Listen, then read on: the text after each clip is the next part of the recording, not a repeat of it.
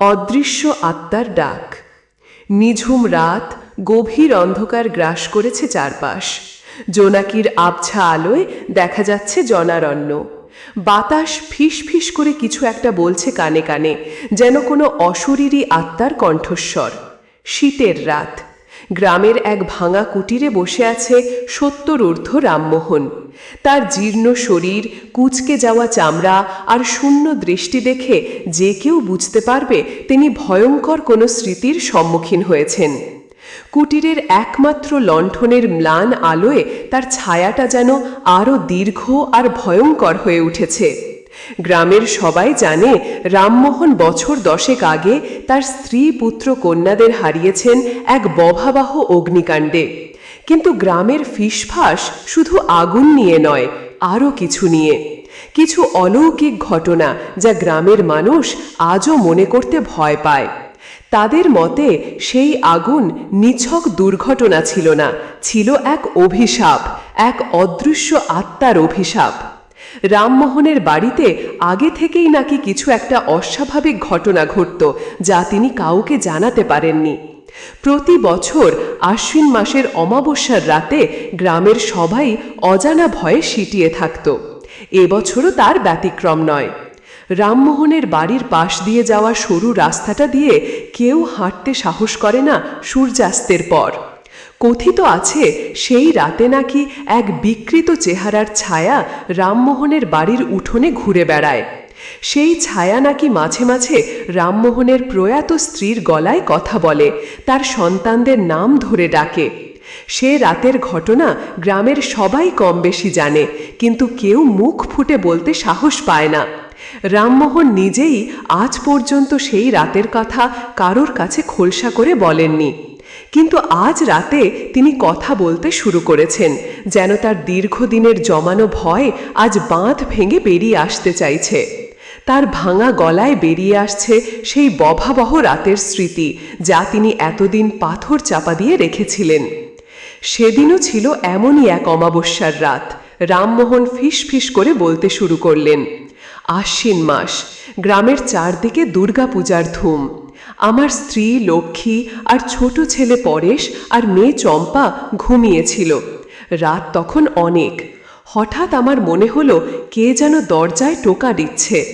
প্রথমে ভেবেছিলাম হয়তো ভুল শুনেছি, কিন্তু তারপর আবার টোকা পড়ল, এবার একটু জোরে। আমি উঠে দরজার কাছে গেলাম, কিন্তু বাইরে কেউ ছিল না, শুধু হিমশীতল বাতাস আর ঝিঁঝি পোকার ডাক। আমি দরজা বন্ধ করে এসে শুয়ে পড়লাম, কিন্তু ঘুম আসছিল না। কেমন যেন একটা অস্থিরতা কাজ করছিল মনে। কিছুক্ষণ পর শুনলাম ঘরের বাইরে থেকে কে যেন পরেশকে ডাকছে, পরেশের নাম ধরে ডাকছে। আমার বুকটা ধড়ফড় করে উঠল। পরেশ তখন ছোট, ওর ঘুমের মধ্যে হাঁটার অভ্যাস ছিল। আমি ভয়ে ভয়ে বিছানা থেকে উঠে দেখি পরেশ ঘরের দরজা খুলে বাইরে বেরিয়ে যাচ্ছে। আমি ওর পেছনে দৌড়ালাম, কিন্তু যা দেখলাম তা আমার সারা জীবনেও ভুলতে পারবো না। উঠোনের মাঝখানে একটা কালো ছায়া দাঁড়িয়ে, সে পরেশের দিকে হাত বাড়াচ্ছে। আমার সারা শরীর অসাড় হয়ে গেল। আমি চিৎকার করতে চাইলাম, কিন্তু গলা দিয়ে কোনো শব্দ বের হলো না। ছায়াটা পরেশকে টেনে নিয়ে গেল। পরেশ একটা আর্তনাদ করল, তারপর সব চুপ। আমি জ্ঞান হারালাম। রামমোহন কিছুক্ষণ চুপ করে রইলেন, তার চোখ দিয়ে জল গড়িয়ে পড়ছে। যখন জ্ঞান ফিরল তখন দেখি আমার ঘর জ্বলছে, চারদিকে আগুন আর ধোঁয়া। আমি লক্ষ্মী আর চম্পাকে বাঁচাতে দৌড়ালাম, কিন্তু ততক্ষণে অনেক দেরি হয়ে গেছে। আগুন সব গ্রাস করে ফেলেছে। আমার বুকটা ফেটে যাচ্ছিল, আমি ওদের বাঁচাতে পারিনি। গ্রামের লোক এসে আগুন নেভালো, কিন্তু ততক্ষণে সব শেষ। ওরা আমাকে পাগল ভাবত যখন আমি বলতাম একটা ছায়া আমার ছেলেকে টেনে নিয়ে গেছে, কিন্তু আমি জানি আমি মিথ্যা বলিনি। সেই ছায়া, সেই আত্মা আজও আমার পিছু ছাড়েনি। প্রতি অমাবস্যায় ও আসে, দরজায় টোকা দেয়, আমার মৃত স্ত্রীর গলায় আমার ছেলে মেয়ের নাম ধরে ডাকে। আমি জানি ওরা আমাকে নিয়ে যাবে, আমি জানি ওদের থেকে পালানোর কোনো পথ নেই। রামমোহনের চোখ দুটো শূন্য দৃষ্টিতে সামনের দিকে তাকিয়ে রইল। তার কথা শুনে গ্রামের মানুষরাও ভরে কাঠ হয়ে গেল। হঠাৎ বাইরে থেকে একটি তীক্ষ্ণ চিৎকারের শব্দ ভেসে এলো, পরেশ, চম্পা! রামমোহন কেঁপে উঠলেন। তার মুখে একটা বিকৃত হাসি ফুটে উঠল। ওরা এসেছে, তিনি ফিসফিস করে বললেন, আমার সময় হয়ে গেছে। লণ্ঠনের আলোটা দপ করে নিভে গেল। ঘোর অন্ধকার গ্রাস করল চারপাশ। বাইরে থেকে আরও একবার সেই কণ্ঠস্বর ভেসে এলো, রামমোহন, তোমার পালা। গ্রামের মানুষ ভয়ে চোখ বন্ধ করে ফেলল। পরের দিন সকালে রামমোহনের কুটিরে গ্রামের মানুষ যখন প্রবেশ করল, তারা যা দেখল তা তাদের সারা জীবনের জন্য একটা আতঙ্কের ছাপ রেখে গেল। রামমোহনকে কুটিরের মেঝেতে মৃত অবস্থায় পাওয়া গেল। তার মুখটা বিকৃত হয়েছিল, যেন তিনি চরম আতঙ্কে মারা গেছেন। তার শরীরের ওপর কোনো আঘাতের চিহ্ন ছিল না, তবে সবচেয়ে ভয়ঙ্কর ছিল তার হাতের মুঠিটা। তার মধ্যে ধরা ছিল একটি ছোট্ট পুরনো পুতুল। পুতুলের চোখ দুটি সাদা আর তার মুখে ছিল এক বিকৃত হাসি। এটি ছিল চম্পার প্রিয় পুতুল।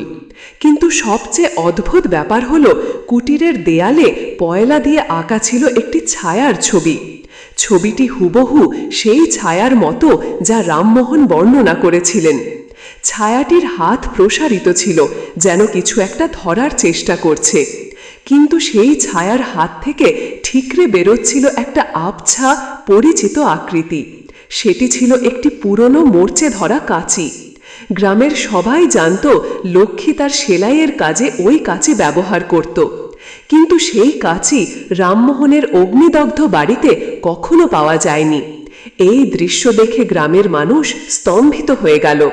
তারা বুঝতে পারল না এটি কি রামমোহনের মনের ভয় থেকে তৈরি বিভ্রম, নাকি সত্যিই কোনো অশরীরী আত্মা তাদের মধ্যে ঘুরে বেড়াচ্ছে।